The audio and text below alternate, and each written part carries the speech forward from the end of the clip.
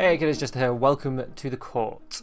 Now, today has been one of those kind of days where I just have no inspiration, like literally whatsoever. This is in context of me getting ahead of myself on my blog, maybe write a bit more Blaze. I've barely had any real kind of inspiration to start playing a game to record for this week, which I really need to do, because you kind of have to have that mood in your head to, you know, talk while you're doing it. And it's also lended itself to a lot of other things as well. You know, there's a game of play online. Game's a loose term. It's kind of a narrative-based sort of thing. Play by post, you write an excerpt, then somebody else writes a response, and it becomes this sort of progressing story with collaborative writers. I've just had absolutely no inspiration to do anything at all, really. But in not having that inspiration, I kind of came up with this sort of, I suppose you could call it a philosophical conversation. It just sort of started to happen in my head, and I really started to think about it, and I thought, is this inspiration of its own kind? Because I've always looked at inspiration as being that thing where you look at something somebody else has done, and it inspires an interest in what they've done, in the theme and the topic of what they've done, and you take that and you maybe take pieces of it or take the whole thing as a whole and create something from it. And then you've got sort of this toss-up between whether it's a fanfic, like the site that I do the play-by-post RP on, or if it's something original, like I would hope I could class my Blaze blog as. Then I wondered, on the premise of that, taking things from something else that has inspired you, what does that actually mean in terms of originality? What does that mean to the word originality? Because if you build something on the idea or parts of an idea from something else that has inspired you to do whatever you end up doing, is that really an original idea? Now, through the day, I've been trying to build different ways of arguing one point or the other, because I like to, try to be unbiased when I have these kinds of discussions, especially with myself, which I realise does make me sound like a lunatic, but we all do it. And I found that there's so many different ways you can look at this. Now, an argument I once used with a friend who's a musician is that how can he be absolutely certain that what he's made when he writes an original song is entirely original? Now, I wasn't trying to criticise him.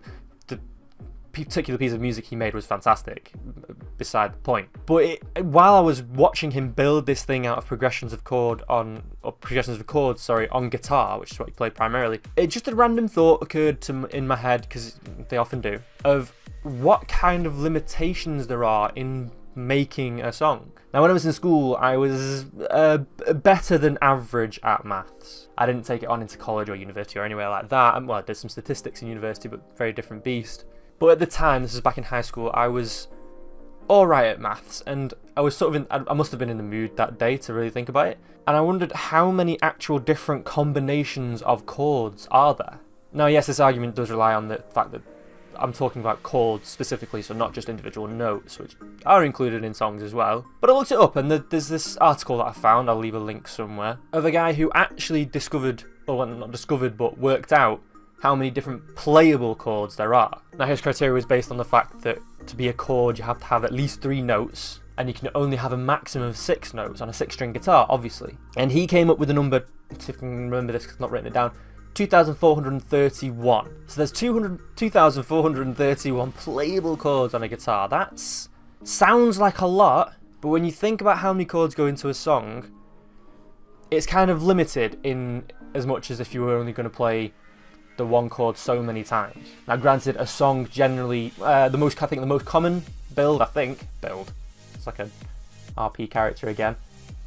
I'm really stuck on the RP today. The idea is that there's 4 chords in most songs. That seems to be a pattern. It's not the only pattern, but it's the most prevalent pattern, I think. So you take your 2,431 chords and you split them into groups of 4. And yes, I know there's more to it than this. There can be various combinations.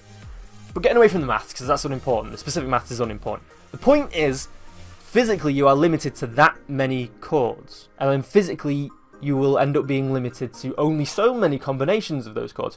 Granted, it may be in the billions, if not more, but somewhere along the line that number becomes finite. They say theoretically you could play an infinite number of chords on a guitar, but that's not true, because there's just only so many places to put your fingers. There might be a lot of them, but somewhere down the line there is an end to the variety where a chord is actually unique. Like I said, I wasn't trying to play devil's advocate, I wasn't being an arsehole, I was just genuinely interested in where the maths of that comes from, and this formed the argument that I ended up using against myself today. You use those chords in these different combinations, and yeah, they're unique, I suppose, and the combination can be for however many you can get, but eventually you end up using, or somebody would end up using, the same progression over again. Now, you'd think that's not original then, because it's been done before. But then you have to take into account all the different variations you could have, everything else in a song. But the point of my argument was, where does that stop being original? Or where does it start being original again? If that makes sense. A better example, especially in my own context, is when writing. In fiction, there are so many genres. Horror, romance, sci-fi, action, thriller, which I suppose many could argue is kind of horror and thriller kind of very similar, at least. But the point is, there's only so many genres, so then people who write for those genres only have a certain kind of build to put within what they write for that genre, because there are rules set out for what makes a genre, or what makes a piece of work fit into a genre. And then going back to the inspiration part, this is at least on my part, when you take inspiration from other pieces within that genre to build your own piece, and then you're following set rules to have to build this thing in a certain way, and those rules are set out by somebody else, where's the originality?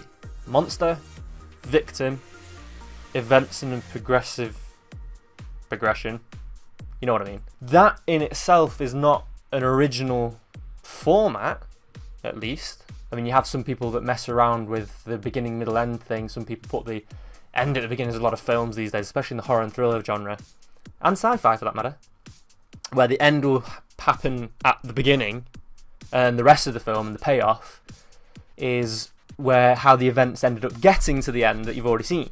So there's some, freedom, but still, it's not entirely original, at least not on the face of it. I'm not personally saying it's not original, it's just having an unbiased argument with myself. This is where my mind went.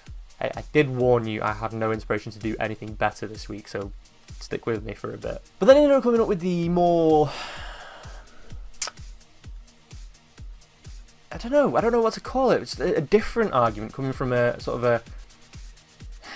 Like, that was the unbiased side of myself, and this is still unbiased, but it was more accepting, ethical, moral. I don't know what to call it. But there's a part of me that would then start to argue that, yeah, maybe that's not original, but here we go.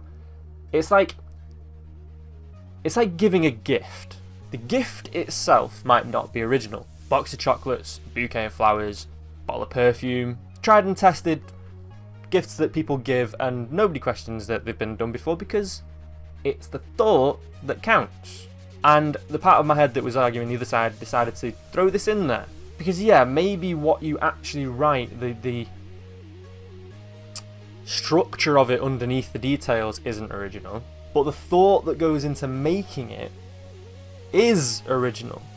Or at least you would hope it is anyway. Like in my case, my Blaze story is very heavily influenced and inspired by Marvel Comics and very many other forms of superhero, sci-fi kind of stuff. I will admit that I watch and read a lot of these kinds of things, and that's what inspired me to write this stuff from a very, very young age. And at a very, very young age, I will admit none of it was very original because I would basically rip characters. And that's not my intent now, but I'm aware of the fact that somebody could very easily look at Blaze and think, he's just like so-and-so from something else. And that's worrying, but the calmer side of my head that was having this argument of trying to justify it was saying things like how I didn't intend to do that if that is the case. What I built Blaze to be was original in the sense that it formulated in my own head without me literally going into another story and plucking out pieces and just using that specifically, knowing that I'd been taking it from pieces of that. The whole thing came together of its own accord in my own mind. Accord. If you read Blaze, that's funny. if you don't read Blaze. Why are you not reading Blaze? And it built itself in an original, as an original concept, in an original way, in that I didn't intend to copy anything. I'm starting to waffle now a little bit. So the originality isn't in what you make, because nothing's unique in the basic structure of it. Music follows a pattern and set rules. So does writing, so does everything really. But it's the thought that goes into it to make it at least somewhat unique. That is where the originality comes from, the inspiration. The inspiration inspires you to make something similar to something else, maybe, yes. But then it's how you run with that makes the originality. Now this is a very, very random conversation. I am very, very aware, and I've probably waffled a bit and not made entire sense.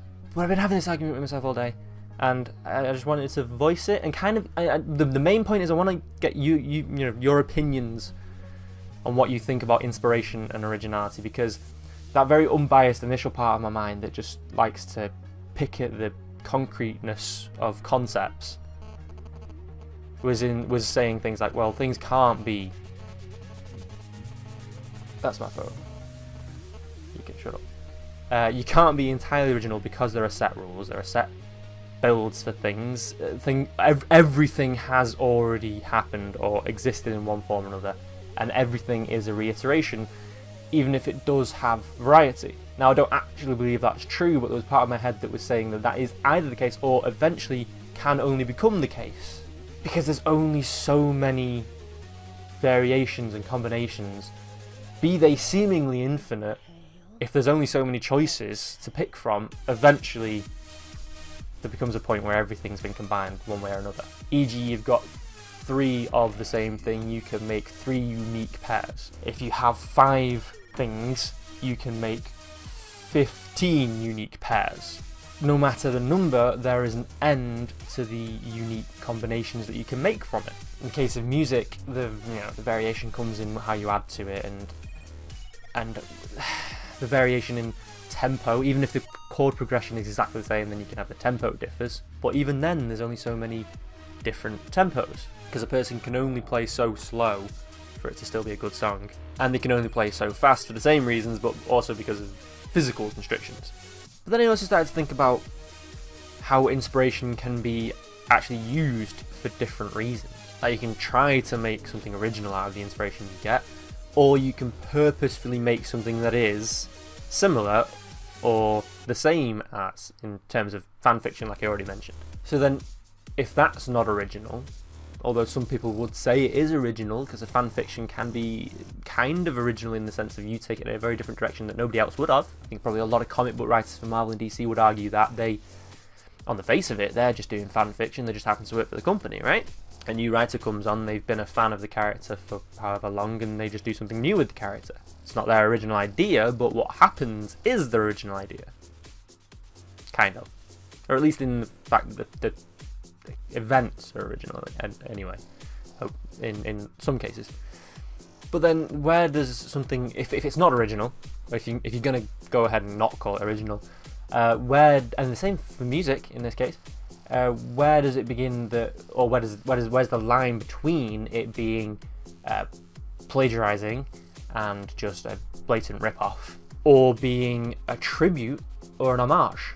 There's just so many different options and variations that are still finite eventually. And yes, I know the numbers are so huge that there's no possible way for a lot of these cases for it to ever be a real problem unless somebody intentionally copies something. But it always makes me wonder just how original, especially for myself, because I worry about this kind of thing, makes me wonder just how original an idea is when it is so heavily influenced and inspired by something else, and inevitably comes out so similar. I like to think that it's the intent that makes the difference. As I've already mentioned, I've written my Blaze story. It is very heavily influenced by Marvel, and I cannot deny that there's a lot of characters and events that have happened in Marvel Comics that have inspired ideas I've had, but then I've abandoned those in efforts to try and make something a bit more of an original idea. And sometimes the end result is still very, very similar.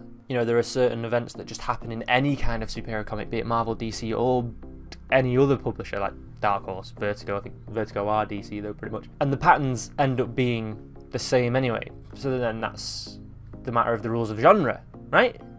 But it always makes me worry. It just always makes me worry. So the main point of this discussion, I suppose, is me getting your opinions on originality and from inspiration. I don't genuinely think that just because you're inspired by something means that your idea isn't original. It's just a very interesting concept to know that, to be able to say that you've made something original that's been inspired by something else. And I'm hoping you get what I mean. I tried to make some good examples out of this, but as I said at the beginning of the video, I've had no inspiration to do anything today, so this video is a little bit rushed. No script, I've not written any of this down, I've just sort of argued with myself all day and tried to make that into a discussion or a lecture, I suppose. I don't know. So you guys give me your opinions, because I value your opinions. I can add yours to the argument I'm having with myself, and then maybe make myself feel a little bit better. But I guess we'll see. Thanks for joining me, kidders. I've been Jester, you've been awesome. This has been, I don't know, it's been a very introspective episode of The Court, I suppose, in a way. Don't forget to like and subscribe if you like what you see and you want to see more. Also check out jesterconcessions.blogspot.co.uk, where Blaze is. Maybe you can read some of that if you don't already. Why don't you not already? And tell me whether you think it's original enough. The intent is that it's original, at the very least. And I will see you through the week.